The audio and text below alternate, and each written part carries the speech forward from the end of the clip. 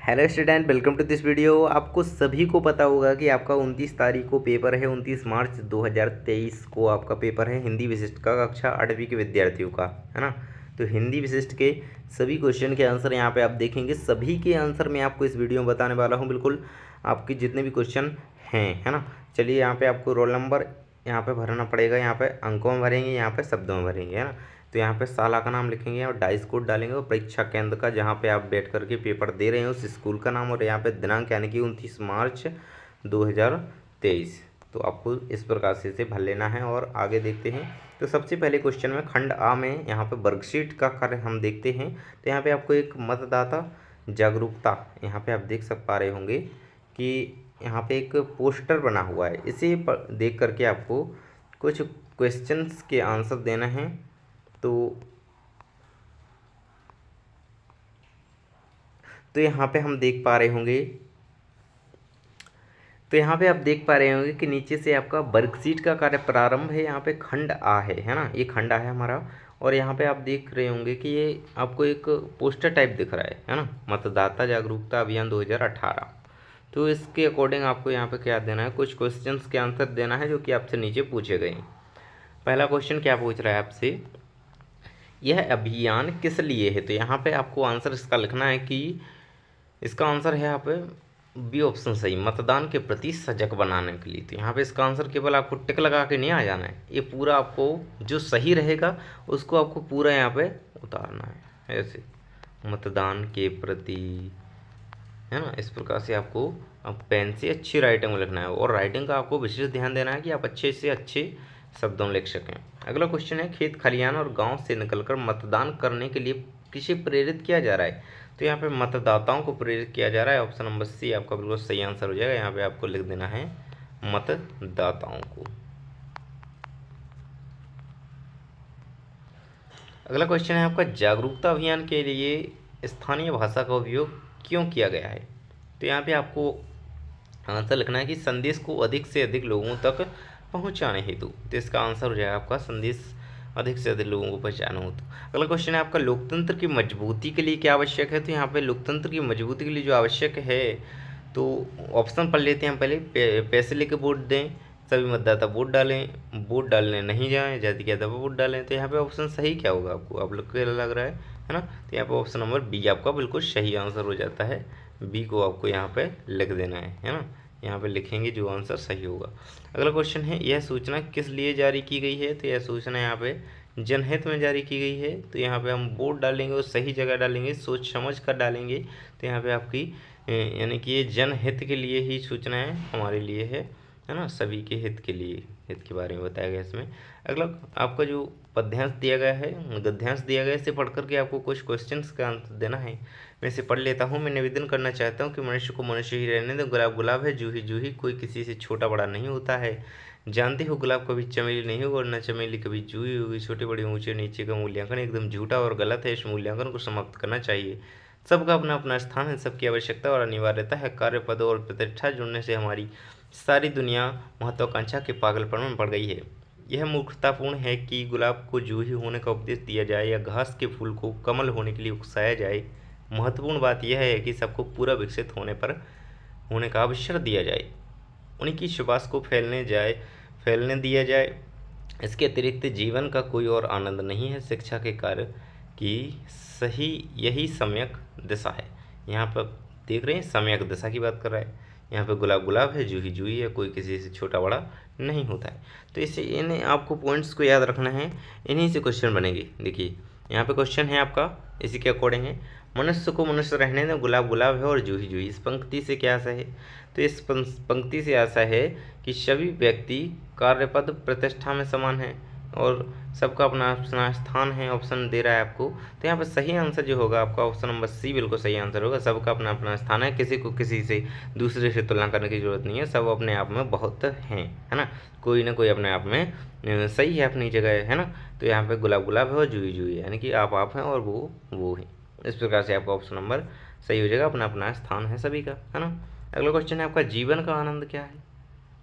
Last में आपने देखा होगा कि जीवन का आनंद इसमें क्या रहता है, इस सभी को विकास के समान अवसर हों। आप इसमें पढ़ रहे होंगे, बीच में आपको मिला हुआ, सभी को विकास के समान अवसर हों, जीवन का असली आनंद यही है। यहाँ पे देखेंगे मूल्यांकन का आधार कैसा होना चाहिए। तो मूल्यांकन का आधार जो होना चाहिए वो मनुष्यता होना चाहिए। यहाँ पे आपको आंसर लिखना है मनुष्यता। बिल्कुल अच्छी राइटिंग आपको लिखना है यहाँ पे, इस पे मनुष्यता आंसर आपको पेन से अच्छी तरीके से लिखना है। अगला क्वेश्चन है आपका, मूल्यांकन शब्द का शुद्ध संधि विच्छेद क्या होगा। तो ये मूल्यांकन जो लिखा हुआ है बिल्कुल सही आंसर है यहाँ पे, मूल्य प्लस अंकन, है ना, इन दोनों के बीच में प्लस आ जाएगा सिर्फ, है ना, मूल्य प्लस अंकन। अगला क्वेश्चन क्या कह रहा है आपका, शिक्षा के कार्य की सम्यक दिशा क्या है। देखिए सम्यक दिशा में इस पर फोकस कराया था आपको, है ना। तो मनुष्य को विकास के समान अवसर देना चाहिए, है ना, तो सभी को समान अवसर मिलें, यही सम्यक कार्य की सम्यक दिशा होगी, एक सभी को विकास के समान अवसर मिलें। चलिए आगे देखते हैं 11 से 20 तक के क्वेश्चंस। देखिए काट अंध और के बंधन स्तर वह जननी ज्योतिर्मय निर्झर। प्रश्न क्रमांक 11 है आपका, ये 12 हो जाता है, ये 13 हो जाता है। चलिए आंसर देख लेते हैं हम इनके, सभी के आंसर मैं आपको बता रहा हूँ। देखिए ये आपके आंसर यहाँ पे इन सभी के लिखे हुए देख पा रहे होंगे आप। प्रश्न क्रमांक 11 है आपका, एक क्वेश्चन था, काट वो अंध और के बंधन स्तर महाजनी ज्योतिर्मय निर्झर, है ना। तो इस प्रकार से आपको आंसर इसका लिख देना है। यहाँ पे आंसर आपको दिया गया है, इसका भाव क्या है तो आप लिख सकते हैं। अब ये है क्वेश्चन आपका, क्वेश्चन नंबर 12 है, इसका भी आपको भाव प्रस्तुत करना है। जिस समाज में कला का स्थान नहीं है वह समाज कैसा हो जाता है। तो इसका आंसर लिखेंगे आपकी, जिस समाज में कला का स्थान नहीं होता है वह समाज प्राणहीन हो जाता है। तो यहाँ पे आप आंसर देख पा रहे होंगे, यहाँ पे इसका पूरा आंसर आपको इसी प्रकार से उपमा अलंकार का लिख लेना है, पूरा आपको परिभाषित किया गया है यहाँ पे, और लिख लेंगे, है ना। अगला क्वेश्चन जो है आपका, तुलसीदास जी ने अपने पद में किस के उद्धार का उल्लेख किया है। तो यहाँ पे इस प्रकार से आंसर लिख देंगे, तुलसीदास जी ने अपने पद में मरीच, जटायु, डाकू, अहिल्या, भरत मुनि आदि के उद्धार का उल्लेख किया है ना। अगला क्वेश्चन है आपका, आर्यभट्ट ने पृथ्वी के बारे में किन मान्यताओं का खंडन करने का साहस किया है। तो आर्यभट्ट ने स्पष्ट रूप से कहा था कि पृथ्वी स्थिर नहीं है, वह अपने अक्ष पर घूर्णन करती है। आर्यभट्ट ने बहुत वर्ष पहले यहाँ पे ये कह दिया था। अगला क्वेश्चन है आपका, बिरसा मुंडा ने किस उद्देश्य से अपना आंदोलन प्रारंभ किया था। तो बिरसा मुंडा ने अंग्रेजों के द्वारा होने वाले उन पर अत्याचार को रोकने के लिए आंदोलन प्रारंभ किया था, है ना। प्रश्न क्रमांक 17 है आपका, प्रदूषण से बचने के लिए हमें किसकी रक्षा करनी चाहिए। तो हमें पेड़ पौधों की रक्षा करनी चाहिए। यहाँ पे आंसर आपको लिख देना है इसी प्रकार से। अगला क्वेश्चन है आपका, रस की परिभाषा देते हुए कहीं 4 रसों के नाम लिखिए। यहाँ पे आप रस की परिभाषा लिखेंगे, काव्य को सुनने पढ़ने में जो आनंद की अनुभूति होती है उसे रस कहते हैं, है ना। रति, वीर, उत्साह, शोक, करुण, शोक, हास्य, इस प्रकार से इनके स्थायी भाव के साथ आप ये रसों के नाम लिख देंगे। चैती चांद पर्व क्यों मनाते हैं। तो यह पर्व भगवान झूलेलाल जयंती पर मनाया जाता है। भगवान झूलेलाल की जयंती जब मनाई जाती है तो ये इन्हीं के उपलक्ष्य पर मनाया जाता है, इनकी जयंती होती है, इसलिए चैती चांद पर्व मनाया जाता है। अगला क्वेश्चन है आपका, पथिक से कविता में पथिक शब्द से कवि का क्या आशय है। तो पथिक शब्द से आशय अपने लक्ष्य की ओर अग्रसर होने वाले व्यक्ति से है। यहाँ पे आप दीर्घ स्तरीय प्रश्न देखेंगे, आर्यभट्ट के वैज्ञानिक योगदान के बारे में अपने विचार लिखिए। तो यहाँ पे आर्यभट्टीय नामक ग्रंथ जो आर्यभट्ट ने लिखा था उसके बारे में यहाँ पे बताया गया है ना। तो वैज्ञानिक योगदान इनका क्या रहेगा कि इन्होंने कई गणितज्ञ थे एक बहुत ही बड़े, और हमारे जो है इन्होंने सर्वप्रथम दशमलव प्रणाली का विकास किया, है ना। इसे इन्होंने बताया सभी को, और इनके द्वारा कई सारी गणितीय रचनाएं की गई जिनसे आज हम आगे बढ़ पा रहे हैं, है ना। तो इनके बारे में इस प्रकार लिखते हुए आगे बढ़ेंगे। आपके आसपास पाए जाने वाले पक्षियों में से किसी एक पक्षी के बारे में 8-10 वाक्य लिखिए। तो यहाँ पे आप कोई एक पक्षी पकड़ लेते हैं, चिड़िया। पकड़ने से मतलब ये है कि आप उसको देखते हैं और उसके बारे में लिखते हैं।